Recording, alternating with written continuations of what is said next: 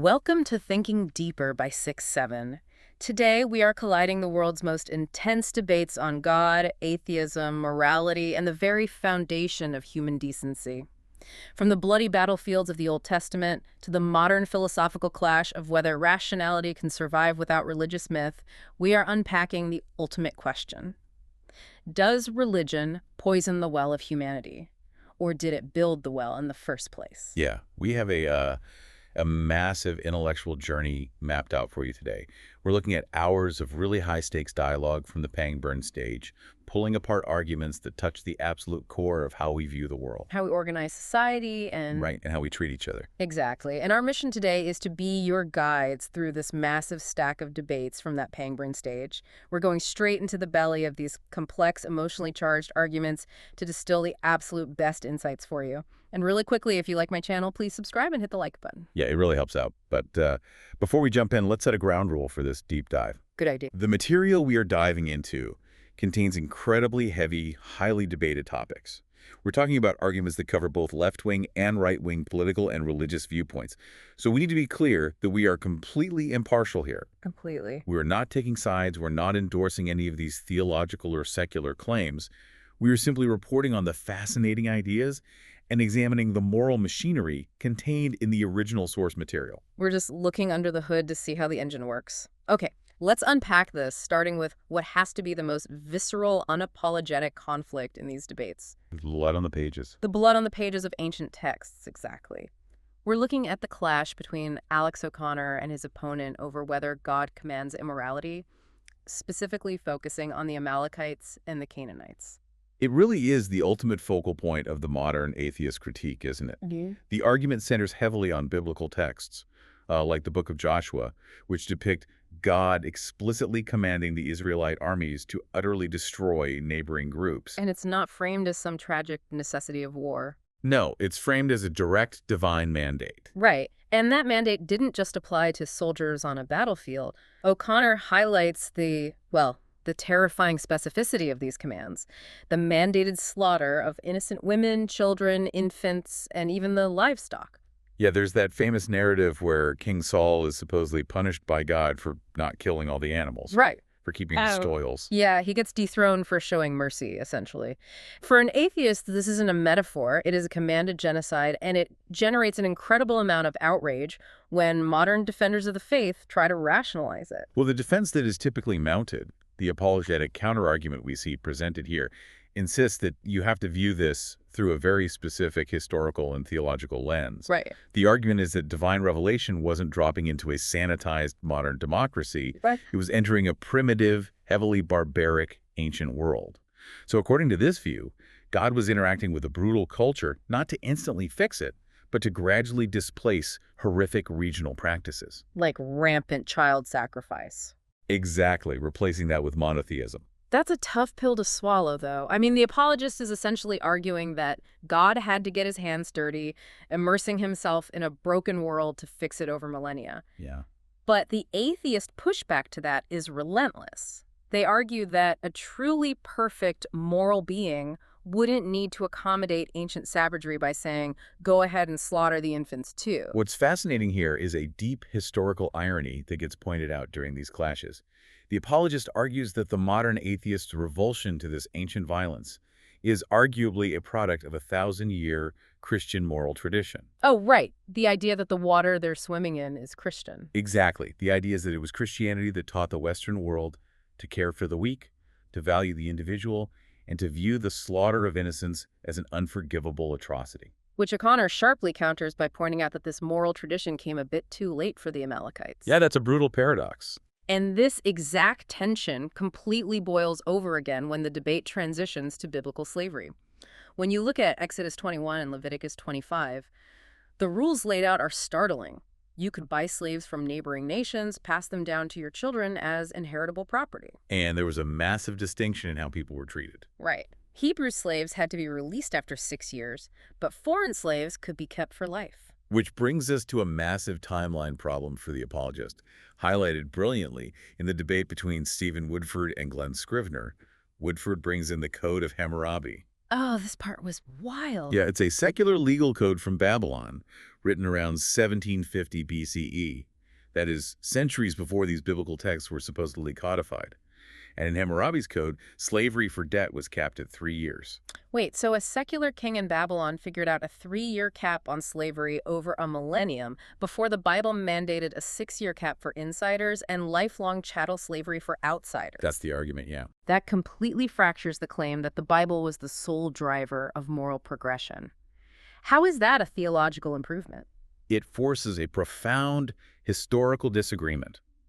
The apologist maintains that the Christian church eventually abolished slavery, driven by the theological concept that all humans are made in the image of God. But the atheist counter-argument is that the church actually used its own doctrines to uphold the institution. They point to St. Augustine's doctrine of original sin as a tool used to justify the subjugation of human beings for over 1,000 years. Right, because if everyone is born inherently sinful and broken, subjugation can be framed as a natural consequence or even a corrective measure. Exactly. The argument here is that the church fiercely resisted abolition until the secular Enlightenment cracked its political power and forced society to progress. It sets the stage perfectly for the broader underlying question of this entire deep dive.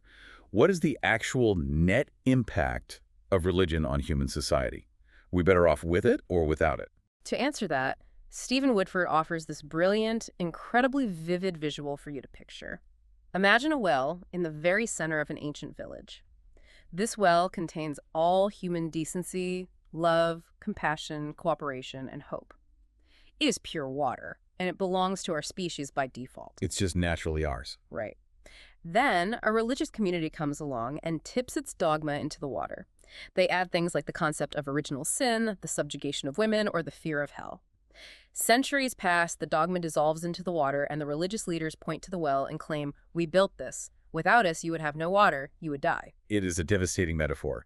It argues that religion simply hijacked innate human goodness and poisoned it. Yeah. But Glenn Scrivener introduces a counter-argument that completely flips the board, which we can look at as the apes versus angels perspective.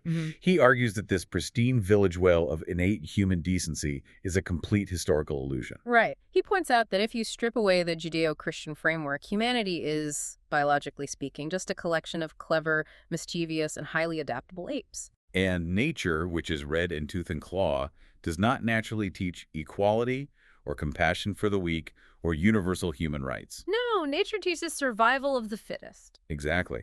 Scrivener argues that the early Christian church brought entirely novel, unnatural concepts to the ancient world. Look at the universal Roman practice of infanticide, where unwanted babies, especially girls, were simply left in the woods or on trash heaps to die. Just a normal Tuesday in ancient Rome? Yeah, and the early Christians uniquely stood against that. They pioneered orphan care. They introduced the radically disruptive idea that every single person, regardless of class or utility, is made in the image of God.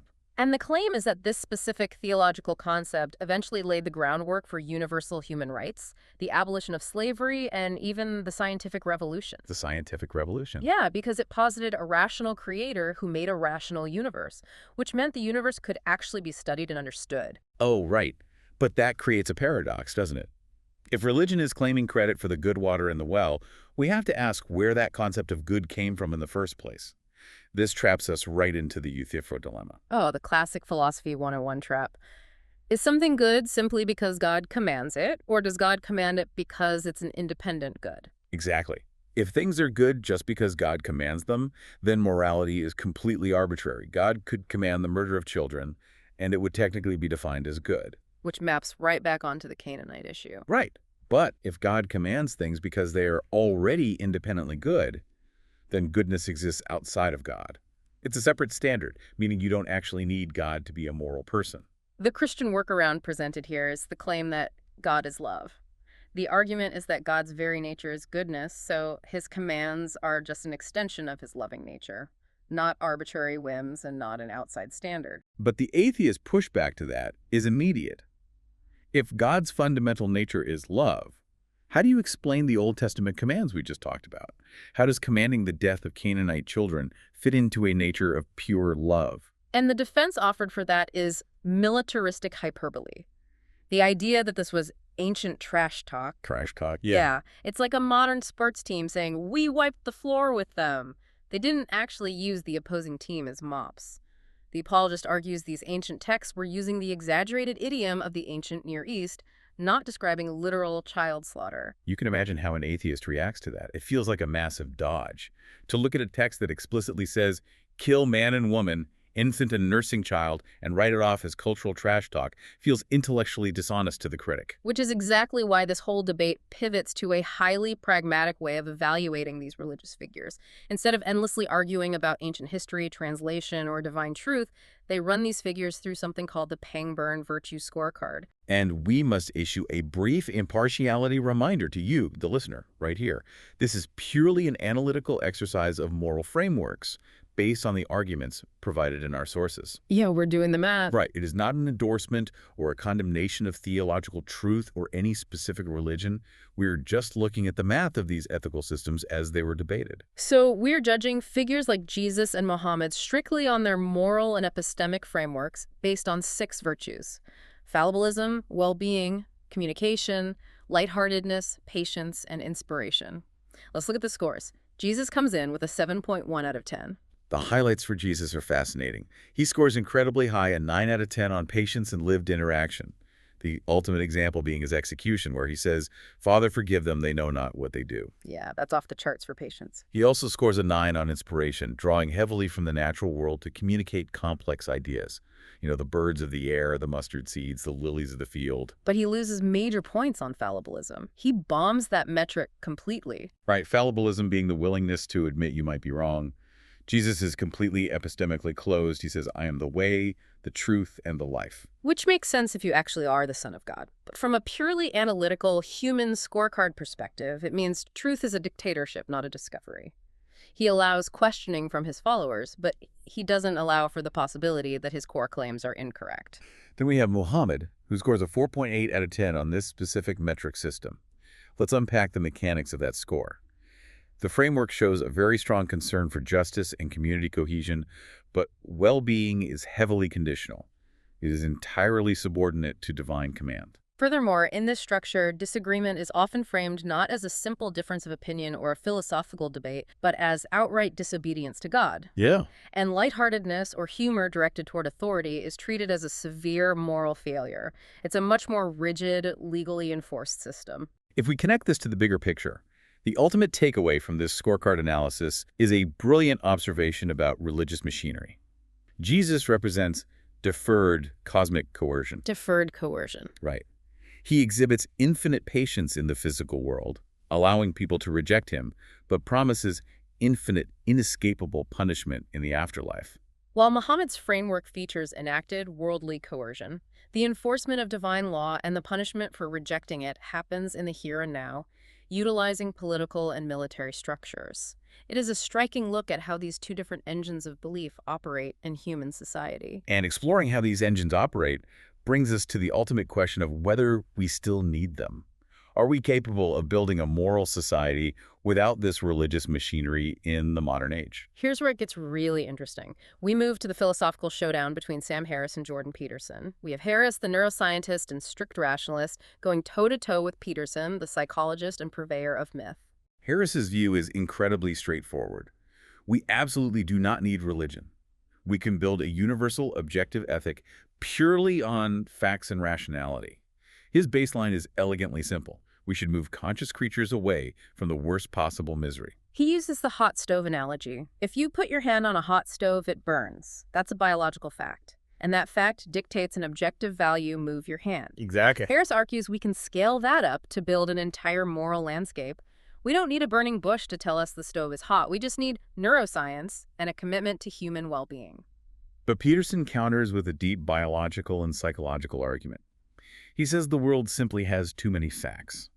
From an evolutionary perspective, our brains cannot process reality in its raw, infinite complexity. We need a filtering mechanism. A way to sort the noise. Right. Peterson argues that this intermediary structure, the lens through which we turn an infinite sea of facts into a single actionable value, is narrative.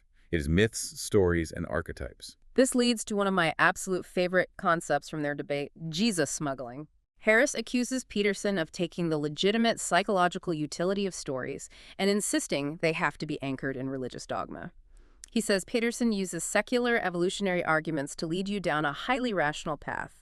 But then, right at the very end, he smuggles Jesus in to validate the whole thing. The metaphors they use to battle over this concept are incredible. Harris brings up tarot cards. He argues that laying out tarot cards can actually be an incredibly useful psychological tool. Looking at the archetypes on the cards forces you to reflect on your life, your lost opportunities, your relationships. But as Harris points out, you don't need to lie to yourself and claim the cards are literal supernatural magic. You can use the psychological tool without swallowing the superstition. You can have the narrative without the dogma. But Peterson fires back with the metaphor of Elvis Presley's guitar, or, as he also framed it, Elton John's glass. If you see a guitar sitting in a museum, it's just wood and wire. Those are the objective facts. Right. But if you know it belonged to Elvis, suddenly it has immense value. People will pay millions for it. Peterson argues that a physical object or a moral concept gains its value entirely through layered sociological agreements in human stories. Pure facts alone cannot explain why we value things. We need the hierarchy of meaning that ancient stories provide. However, Harris synthesizes a final vital warning here. While myths are undeniably powerful and deeply ingrained in our biology, treating Iron Age dogma as infallible truth is incredibly dangerous today. Right, because when you elevate an ancient story to the level of unquestionable revelation, you stunt humanity's intellectual growth. You empower dangerous fundamentalism. Yeah. Harris argues we have to be able to discard the bad ideas of our ancestors, like the commands to slaughter the Amalekites, without throwing away the underlying human truths about cooperation and love. Look at the sheer scope of the journey you've just been on. We started in the blood and dust of ancient texts, debating whether a moral God can command atrocities. We looked at the village well of human decency and debated whether religion poisoned it with dogma or built it from scratch to elevate us from apes. We pragmatically scored the moral machinery of Jesus and Muhammad, looking at deferred versus enacted coercion. And we ended on the razor's edge between Sam Harris's cold, clear rationality and Jordan Peterson's deep psychological necessity of myth. It's an overwhelming amount of philosophical friction to process, and it connects directly to your daily life. Whether you are a devoted believer who finds profound, orienting meaning in ancient texts, or a strict rationalist trying to build a moral landscape purely on the foundation of human well-being, you are constantly negotiating this space. You are deciding every single day how to be a good person in an incredibly complex world. You rely on facts to navigate reality, yes, but you also rely on the stories you tell yourself about who you are, what your community is, and what your life actually means. We are all trying to navigate away from that hot stove of misery, but we are doing it using very different maps. This raises an important question, one that builds off everything we've covered today. If Jordan Peterson is right, and we deeply rely on human stories and myths to filter facts and define our values, what happens if our modern morality, our belief in human rights, is truly just a useful story we invented to survive? And what happens if a future generation decides they want to write a different story?